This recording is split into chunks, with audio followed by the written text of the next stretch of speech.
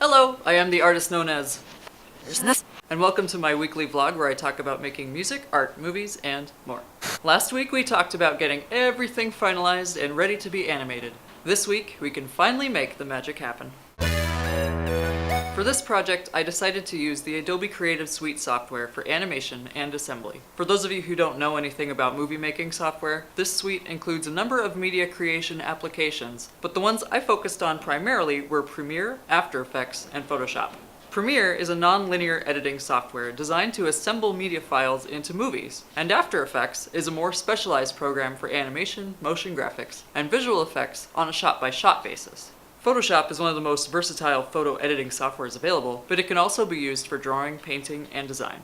One of the greatest features, in my opinion, of using the Adobe Creative Suite for a project like this is the ability to dynamically link assets between all three programs. For example, I can take a Photoshop file and import that into my Premiere timeline, where I can keep all the individual layers intact. In Premiere, I can then do a very rough animation for timing and dynamically send any layers I want into After Effects to be animated. Once this link is set up, any animation I do in After Effects on that shot will automatically update on my Premiere timeline, and vice versa with the Photoshop file. This makes it so that I don't have to spend hours rendering outputs for versions. Instead, I can then simply open up After Effects and see how my animation is fitting in with the surrounding shots. I am a huge fan of traditional animation, and for this video, I wanted to make it look like I was using a real camera. To achieve this, I needed to creatively approach each shot in the same way that a multiplane camera would have shot an animated film back in the good old days of film. The multiplane camera is a motion picture camera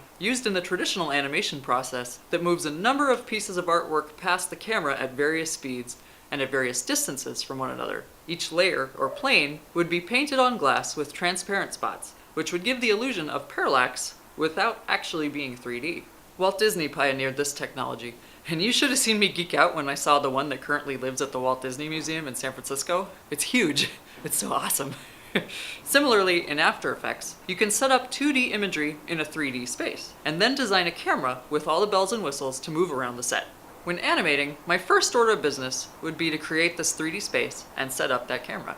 Once I'm happy with my composition, I can start animating objects in the space, as well as the camera if there's a camera move in there.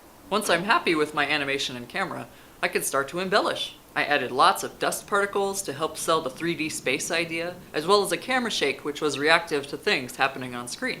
The biggest challenge for me was the punishment sphere, which was also an actual 3D object. However, After Effects is not really a 3D program, and it isn't designed to do 3D animation. It can handle certain kinds of objects in a 3D space, but it's pretty limited.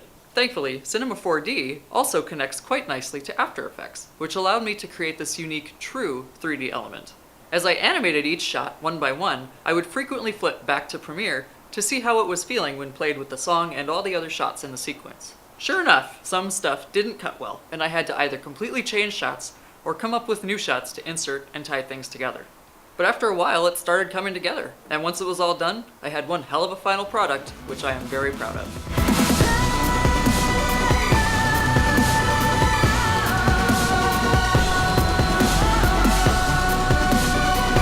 I sincerely hope that you enjoyed learning about how I put this video together. And please leave me a comment letting me know if you'd like to see more series like this. Next week, I'll give you a little tour of my home office, aka the command center, which is where I do all of my development, music, and post-production. Thanks for watching. Hit that thumbs up button below, it helps me more than you know. And join the Uncensored by subscribing to my YouTube channel, my newsletter, or by following me on Facebook, Twitter, and Instagram. If you never want to miss a video, be sure to click the little notification bell icon too. Thank you so much again. I will see you next week.